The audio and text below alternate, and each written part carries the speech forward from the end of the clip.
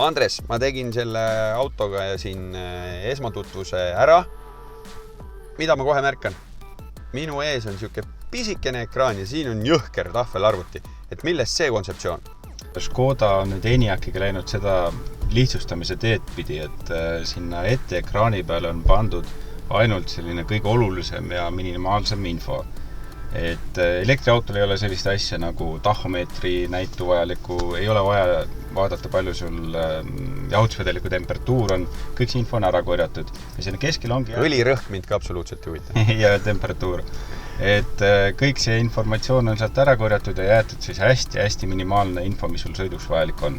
Aga samas on mul liitreaalsusega siukene head-up display, kus siis kuvatakse mingisugused asjad minu ette ja see liidetakse kokku lausa päris maailmaga. Just, et see võlusõna ongi see liitreaalsus, et tavalised head-up display'd, need on juba päris kaua kasutuses olnud, aga selle auto puhul on siis tehtud seda uuendust, et autole head-up display'le on lisatud liitreaalsus, mis sisuliselt tähendab seda, et kõik need igasugused hoiatused, suunamärgised, kõik see kuvatakse sinule sellisel kujul esiklaasile, et sa näed, et need on kuskil seal kaugel ees ja need mitte ei ole seal ees, vaid need liiguvad siis ka reaalajas vastavalt sellele, kuidas sina liigud. Enne kui ma hakkan kuhugi navigeerima, ma nagu hea meelega sätiksin salongis igasugused asjad paika.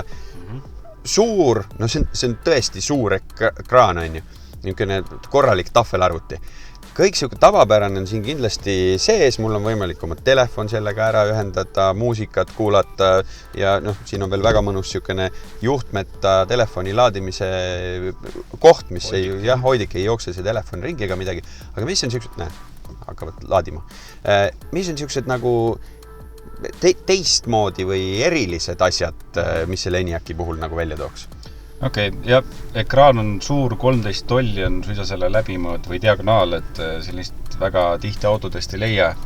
Aga õnneks kõik ei ole nagu ka puutetundlik, et selle auto puhul ongi siis mindud ka seda teed, et siin all on selline füüsiliste nuppude rida ka.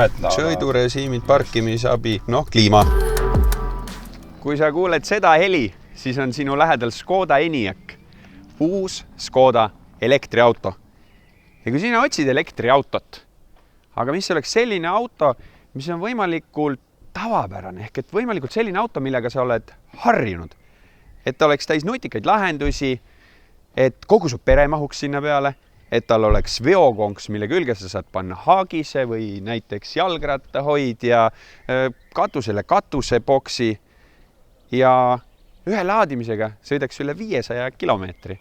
Siis ma arvan, et õige vastus on see, mis on minu selja taga. Škoda Enyaq IV.